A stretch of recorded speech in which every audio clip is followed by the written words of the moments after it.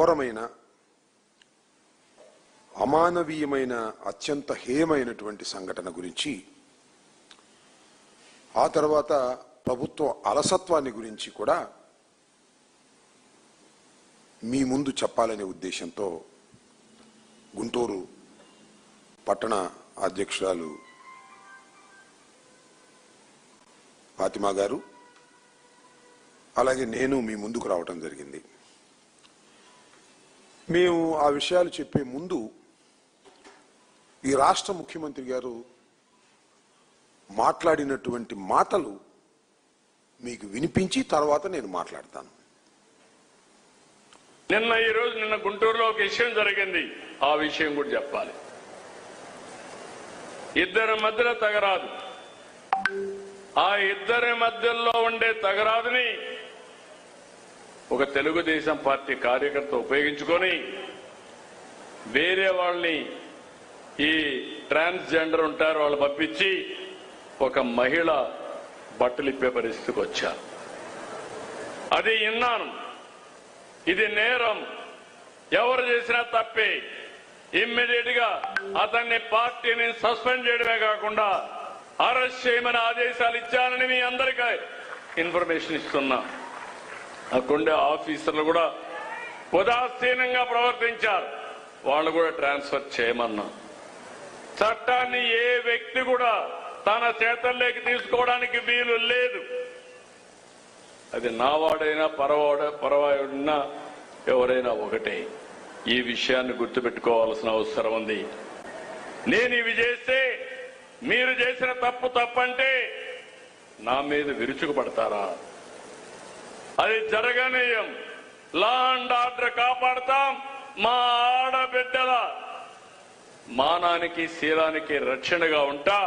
ఇప్పుడే ఆమె ఇస్తున్నా. ఎవడైనా ఇలాంటి తప్పుడు పనులు చేస్తే ఎవరిని వదిలిపెట్టనని మరొకసారి మీ అందరికీ విజ్ఞప్తి చేస్తున్నా. ఈ రాష్ట్ర ముఖ్యమంత్రి సుదీర్ఘకాలం రాజకీయాలు నడిపినటువంటి వ్యక్తి, 4వసారి ముఖ్యమంత్రిగా పనిచేస్తున్నటువంటి నారా చంద్రబాబు నాయుడు గారి మాటలు మీరు విన్నారు. దీనిలో చాలా అబద్ధాలు, అసత్యాలు చెప్పాడని ఈ సందర్భంగా నేను చెప్తున్నాను. మొదటిది ఏంటంటే, నిన్న ఈ సంఘటన జరిగిందని చెప్తున్నారు. ముఖ్యమంత్రి గారు ఎప్పటికప్పుడు ఇన్ఫర్మేషన్ తీసుకునేటటువంటి ముఖ్యమంత్రి గారు ఏం చెప్తున్నాడంటే, నిన్న ఏం చెప్తున్నాడు, ఇది జరిగింది 3 రోజుల క్రితం 15వ తారీఖు సాయంత్రం 8:30 గంటల ప్రాంతంలో జరిగితే నారా చంద్రబాబు నాయుడు గారు ప్రపంచానికి నిన్న జరిగిందని చెప్తున్నాడు. ఎందుకు నిన్న జరిగిందని చెప్తున్నాడంటే, ఈ 3 రోజులు యాక్షన్ తీసుకోకుండా అట్టి పెట్టారు కాబట్టి దాన్ని అలా చెప్పేటటువంటి ప్రయత్నం చేస్తున్నారు. నెంబర్ 1. నెంబర్ 2, ఇద్దరి మధ్యన తగాదా అంటున్నారు. ఇది ఇద్దరి మధ్యన తగాదా కాదు. ఆ వార్డులో ఉన్నటువంటి తెలుగుదేశం పార్టీ సెక్రటరీకి ఒక పౌరుడికి జరిగినటువంటి సంఘర్షణ. ఎందుకు జరిగింది?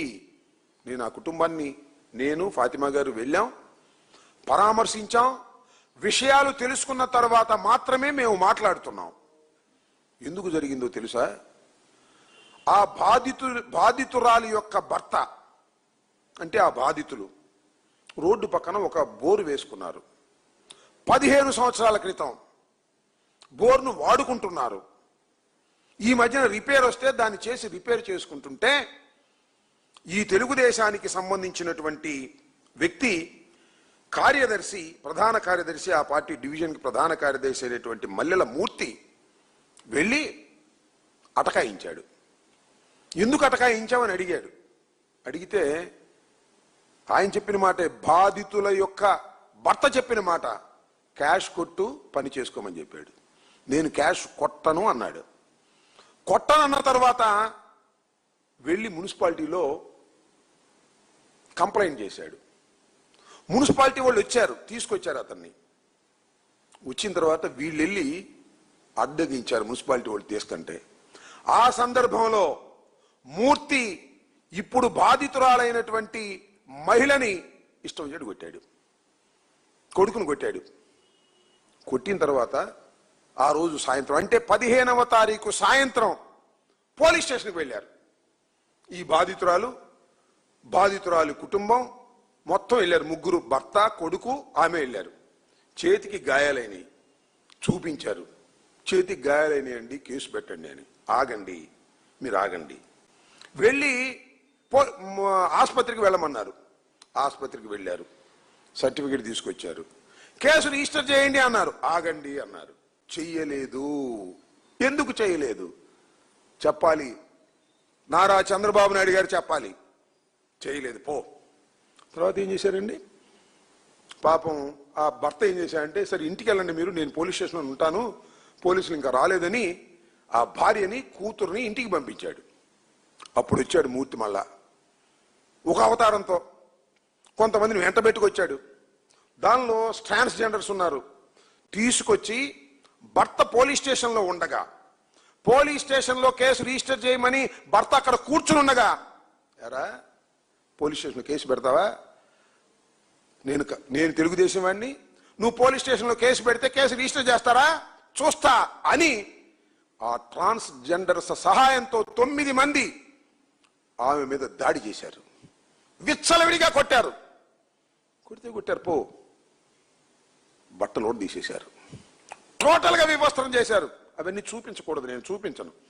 సోషల్ మీడియాలో భయంకరంగా వస్తున్నాయి, వైరల్ అవుతున్నాయి. విచ్చలవిడిగా బట్టలు ఊడదీసి నడి రోడ్డు మీద కూర్చోబెట్టారు. ఇప్పుడు మహాభారతంలో విన్నాం, వివస్త్రం చేశారు. అది కూడా పూర్తిగా కృష్ణుడు వచ్చి అడ్డుకున్నాడు. కానీ ఇక్కడ ఎవరు అడ్డుకోరా. కొడుకు అడ్డుకుంటే కొడుకు లాగేశారు, కొడుకును కొట్టారు, ఆమెను కొట్టారు. ఏం చేయాలి? ఇది ఏం జరుగుతుంది రాష్ట్రంలో? చంద్రబాబు నాయుడు గారు చెప్తున్నాడు, హామీ ఇస్తున్నాడు, మళ్ళా హామీ ఇస్తున్నాడంట, మహిళలకు ఏమన్నా జరిగితే ఊరుకోను అని. జరిగిందే. ఏం చేశాం? వెళ్ళారు, మళ్ళీ వెళ్ళారు. పాపం బావురుమంట ఆ పోలీస్ స్టేషన్లో ఉన్నటువంటి భర్త వచ్చి ఈ సంఘటన తెలుసుకొని వీళ్ళని తీసుకెళ్ళాడు. కేసు రిజిస్టర్ చేయండి అన్నారు. కంప్లైంట్ ఇవ్వండి అన్నారు. 1 గంట దాకా కంప్లైంట్ రాస్తానే ఉన్నారు. 1 గంట కూడా కేసు రిజిస్టర్ చేయలే. పొద్దున ఎమ్మెల్యే గారి దగ్గరికి వెళ్ళారు. అమ్మా నువ్వు మహిళవి, ఇలాంటి ఘోరం జరిగింది అంటే ఆగండి అంది. ఆగారు. వాళ్ళని పిలిచారు. ట్రాన్స్జెండర్స్ తరపున ఈ మూర్తిని అందరినీ పిలిచి కాంప్రమైజ్ పెట్టారు. కాలా. పంచాయతీ చేశారు. కాలా. కేసు రిజిస్టర్ అయిందా? కాలా. ఎందుకంటే ఎమ్మెల్యే గారు చెప్పింది కేసు రిజిస్టర్ చేయరు. చివరికి మధ్యాహ్నానికి అనుకుంటాను, మధ్యాహ్నానికో 11 గంటలకో రాజీ పడం పొమ్మంటే అప్పుడు కేసు నామినల్గా రిజిస్టర్ చేశారు. రిజిస్టర్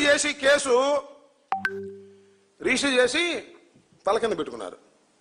8వ తారీఖున 16వ తారీఖున కేసు అయితే రిజిస్టర్ చేశారు. కనీసమైనటువంటి సెక్షన్లు కూడా సరిగా వేయకోకుండా కేసు రిజిస్టర్ చేసి తల కింద పెట్టుకు పడుకున్నారు. 16 అట్ట గడిచిపోయింది. 17వ తారీఖు ఆ నోట తెలిసింది. ఇంకో చిత్రమైన విషయం ఏంటంటే, అదృష్టం వాళ్ళ ఇంటి దగ్గర 2 కెమెరాలు నేను చూసి వచ్చా. నేను అమ్మాయి వెళ్ళి చూసి వచ్చాం. 2 కెమెరాలో రికార్డ్ అయింది మొత్తం. ఆ రికార్డుని తీసుకెళ్లి చూపించారు. అమ్మో ఇది కొంప మునిగిపోయే వ్యవహారం, ఇంకేముంది, ఈ వైఎస్ఆర్సీపీ ఇంటర్ఫీర్ అయిపోద్ది, మహిళా సంఘాలు వచ్చేస్తాయి అని అప్పుడు మేలుకున్నారండి చంద్రబాబు నాయుడు గారును మన అక్కడ లోకల్ ఎమ్మెల్యే గారు.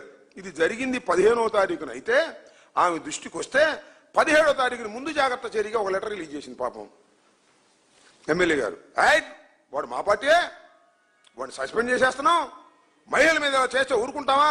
మరి అప్పుడు దాకా ఏం చేసాం? 15వ తారీఖు జరిగితే 16 కాముకున్నావు, 17 సాయంత్రం మాత్రం రిలీజ్ చేసింది. ఎక్కడో వచ్చి మీద పడిపోతుంది వ్యవహారం, సోషల్ మీడియాలో జరిగిపోతుంది. ఇక ఇది ప్రమాదాన్ని తెచ్చిపెడుతుంది అనేది అప్పుడు మాత్రం మేల్కొని ఈ కాగితం రిలీజ్ చేసి చేతులు దులిపేసుకుందాం అనేటువంటి ప్రయత్నం చేస్తున్నారు. ఎంత దారుణమైనటువంటి అంశం ఇది.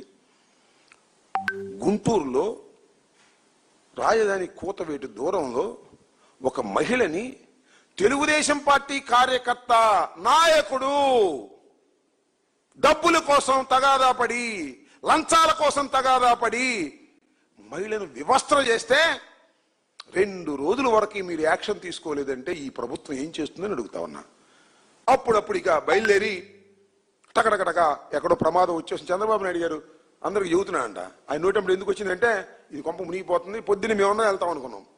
పొద్దున్నే 6 o'clockకి వెళ్ళి వారిని పరామర్శించాలనుకుంటే పోలీసు వారు వాళ్ళందరూ తీసుకెళ్లిపోయి ఎంక్వైరీ అని అదేని ఇదేని మేము రాకుండా చేసేందుకు ప్రయత్నం చేసినా కూడా వాళ్ళు సాయంత్రానికి వచ్చారు. ఇందాక 2 గంటలకు మేము వెళ్ళాము, వారిని పరామర్శించాము, మొత్తం విషయాలు తెలుసుకున్నాము. అతి దారుణమైనటువంటి సంఘటన. ప్రభుత్వం సరిగా యాక్ట్ చేయలేదు. ఎమ్మెల్యే రాజీ చేయడానికి ప్రయత్నం చేసింది. ఎమ్మెల్యే రాజీ చేసే ప్రయత్నం జరుగుతుంది కాబట్టి అప్పుడు దాకా కేసు రిజిస్టర్ చేయకోకుండా ఎమ్మెల్యే గారు పోలీసులకు ఇన్స్ట్రక్ట్ చేసింది. అందువల్ల పోలీసులు కేసు రిజిస్టర్ చేయలేదు.